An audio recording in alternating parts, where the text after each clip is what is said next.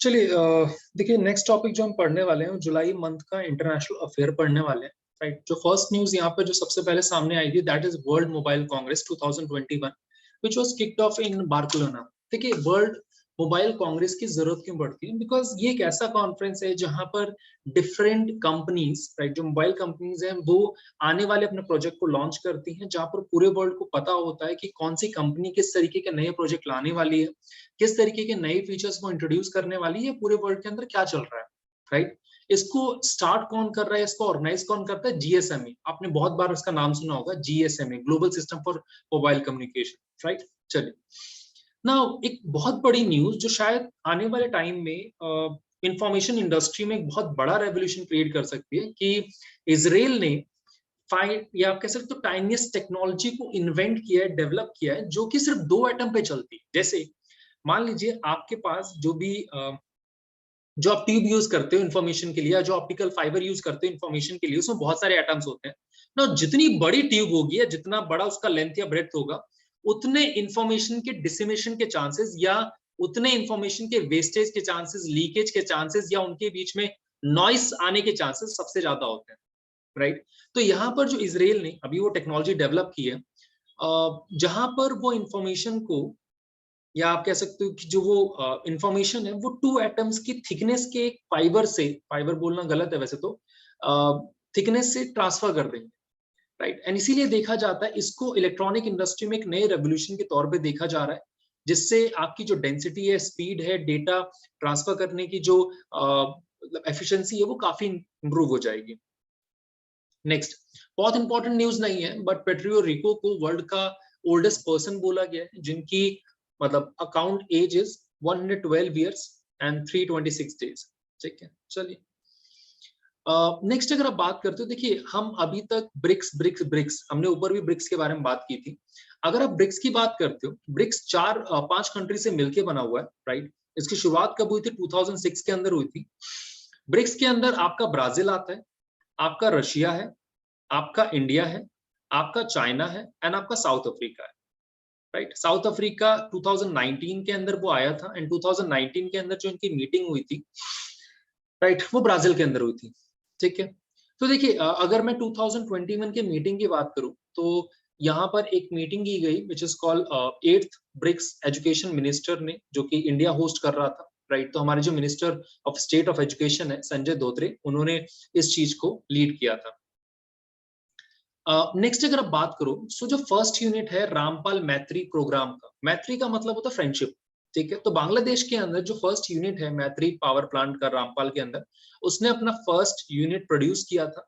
और आप ये कह सकते हो कि इसकी जो शुरुआत हुई थी वो golden jubilee celebration of liberation, क्योंकि आपको पता है 1971 के अंदर बांग्लादेश को लिबरेशन मिली थी, एंड उसी के तर्ज पर ये स्टार्ट हुआ था।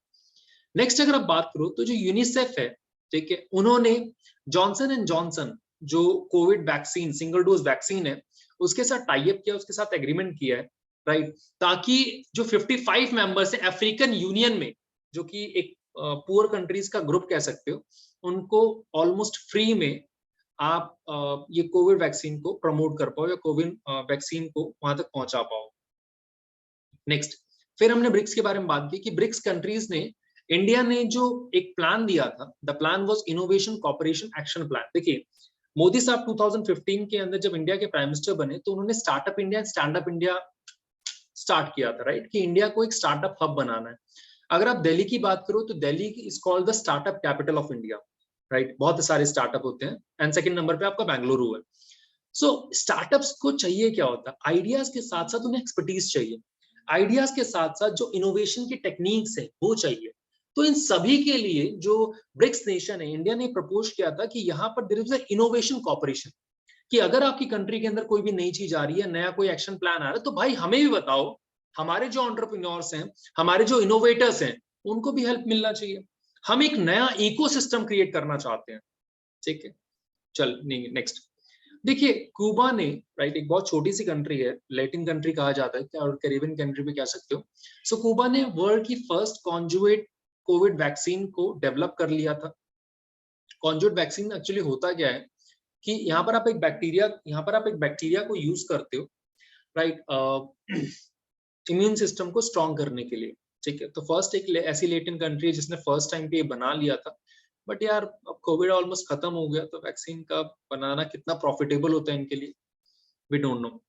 नेक्स्ट जो बात करने वाले हैं, यूएई पहली ऐसी गल्फ कंट्री बन चुकी है जिन्होंने अपनी एम्बेसी को इजराइल के अंदर ओपन हुआ, राइट। और जिसकी शुरुआत, या आप कह सकते हो इस टाई अप के पीछे जो डोनाल्ड ट्रंप है उनका बहुत बड़ा रोल माना जाता है, राइट। इन्होंने जो नया मिशन है वो तेल अवीव स्टॉक एक्सचेंज बिल्डिंग के अंदर उन्होंने फर्स्ट एम्बेसी ओपन की है, राइट। और जो यूएई के मिनिस्टर थे उन्होंने खुद जाकर इसको इनोग्रेट किया है, राइट। चलिए नेक्स्ट यू ने जो इलेक्ट्रॉन मतलब जो यूरोपियन यूनियन है which is initially was a member of 28 countries, अब 27 है, उन्होंने प्रपोज किया है to start for world first carbon border tax, ठीक है। कार्बन बॉर्डर टैक्स का मतलब क्या होता है, ये आप समझिए कार्बन टैक्स का मतलब क्या होता है।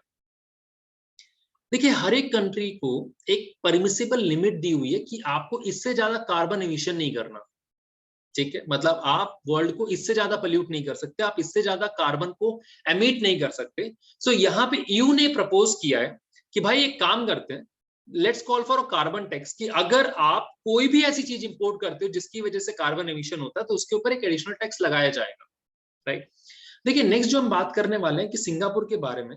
सिंगापुर ने वर्ल्ड का largest floating solar panel farm create किया। सोलर पैनल फार्म फ्लोटिंग मतलब कि मान लीजिए यहाँ पे लेक है, आपने लेक पर ही बहुत सारे सोलर पैनल्स लगा दिए हैं। मैं आपको एक फोटो दिखा देता हूँ जिस तरीके से प्रोजेक्ट काम करेगा।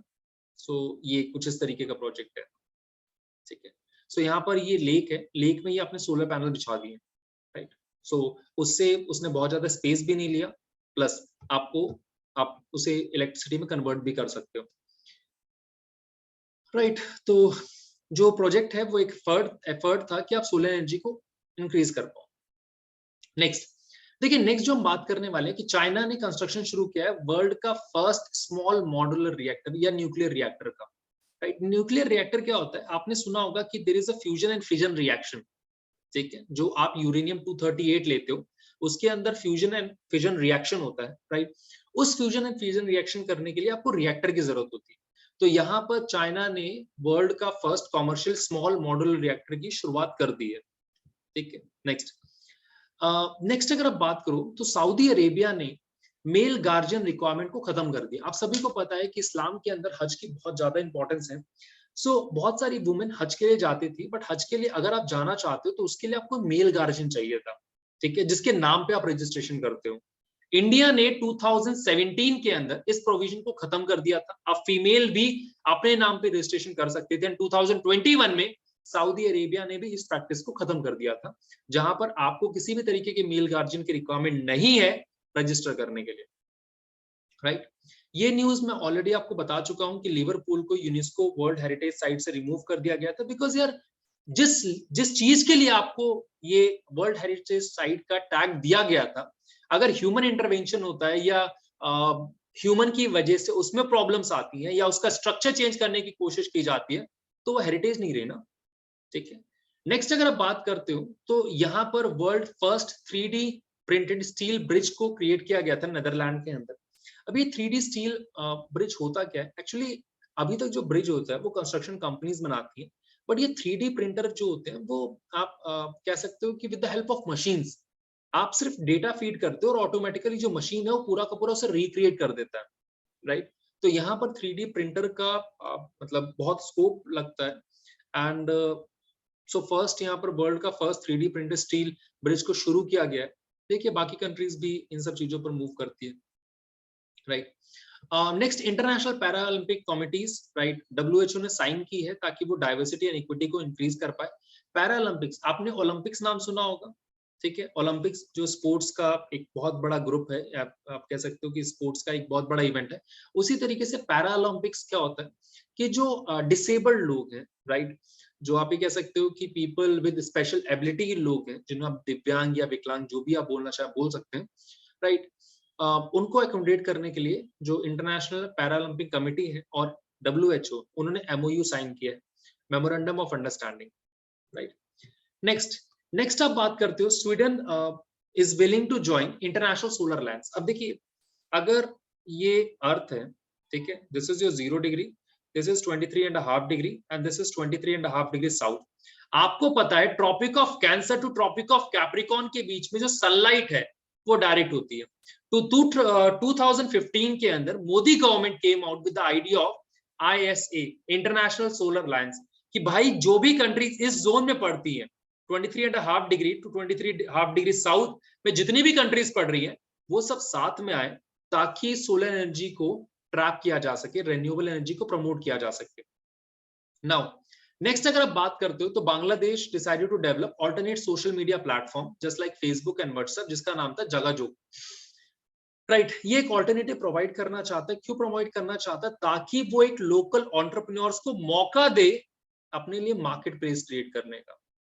जैसे देखिए, आज अगर आप फेसबुक चलाते हो, फेसबुक को में आपको बहुत सारी एड्स देखने को मिलती है। आप इंस्टाग्राम चलाते हो, आपको बहुत सारी एड्स देखने को मिलती है, राइट। वो एड्स कौन पे कर सकता है? जो शायद रिच है या जो रिच इंडस्ट्रीज है, ठीक है। तो जो लोकल एंटरप्रेन्योर्स हैं उनको भी एक मौका मिलना चाहिए अपने लिए एक मार्केट प्लेस को क्रिएट करने का, राइट। नेक्स्ट देखिए, नेक्स्ट अगर आप बात करो तो उज्बेकिस्तान ने एक सेंट्रल साउथ एशिया कॉन्फ्रेंस को स्टार्ट करने की बात बोली है कि भैया रीजनल कोऑपरेशन इंक्रीज करना। मतलब अगर आप अफगानिस्तान की बात करो, तजाकिस्तान, उज्बेकिस्तान, राइट, तुर्कमेनिस्तान, तो ये जो कंट्रीज है जिसको आप सेंट्रल एशिया की कंट्री बोलते हो, और जो साउथ एशिया की कंट्री जिसमें आपका पाकिस्तान, इंडिया, ये सब आते हैं, तो यहाँ पर ये बोला गया इनके बीच में रीजनल कनेक्टिविटी को इंक्रीज करना है। तो यहाँ पर जो उज्बेकिस्तान था उसने इस कॉन्फ्रेंस को स्टार्ट किया, right. Next and the important news is कि मालदीव्स के जो फॉरेन मिनिस्टर हैं दैट इज अब्दुल्ला शाहिद, उन्हें यूनाइटेड नेशन जनरल असेंबली का प्रेसिडेंट डिक्लेयर कर दिया गया है। नाउ अभी तक की हिस्ट्री में ऐसा पहली बार हुआ है, और ये इस चीज को शो करता है कि जो डिफरेंट, या आप कह सकते हो जो छोटी छोटी कंट्रीज हैं, उनको भी अपॉर्चुनिटी मिली है कि वो भी ग्लोबल स्टेज में अपने आप को प्रूव कर सकती है। उन्हें भी एक मौका मिला है अपनी पोटेंशियल को साबित करने का, ठीक है। चलिए नेक्स्ट अगर आप बात करें, which is the last international news, कि मलेशिया ने फर्स्ट हेपेटाइटिस सी ट्रीटमेंट को डेवलप कर लिया है साउथ साउथ कॉर्पोरेशन में। साउथ साउथ कॉर्पोरेशन का मतलब क्या होता है? जो भी अंडर डेवलप कंट्रीज है, ठीक है। एक्चुअली ध्यान से अगर आप देखो तो ऐसा आपको दिखेगा कि जितनी भी डेवलप कंट्रीज है ना, वो सब मोस्टली नॉर्दर्न हेमिस्फीयर में। चाहे आप अमेरिका की बात करो, ब्रिटेन की बात करो, फ्रांस की बात करो, यूरोप की कोई भी कंट्री उठा लो, रशिया की बात करो, let's you talk about China की बात करो, और जितनी भी अंडर डेवलप कंट्रीज हैं, most of the under develop countries, वो सारी की सारी आपका सदर्न हेमिस्फीयर में, नॉट कंप्लीटली सदर्न हेमिस्फीयर में नहीं बोल सकते, बट सदर्न में है, ठीक है। जैसे इंडिया भी एक उसमें है, ठीक है। तो इसीलिए वी कॉल द सदर्न जो अंडर डेवलप कंट्रीज हैं वो एक दूसरे को कोऑपरेट करें टू एंड दिस पॉवर्टी, या अपने एरिया में डेवलपमेंट लाने के लिए, ठीक है। तो यहाँ पर एक हेपेटाइटिस सी ट्रीटमेंट को, जो वैक्सीन है उसको स्टार्ट किया गया है, राइट, ताकि आप हेपेटाइटिस सी जो बीमारी है उसको खत्म कर पाए, ठीक है। तो आई होप इतना समझ में आ गया होगा, राइट।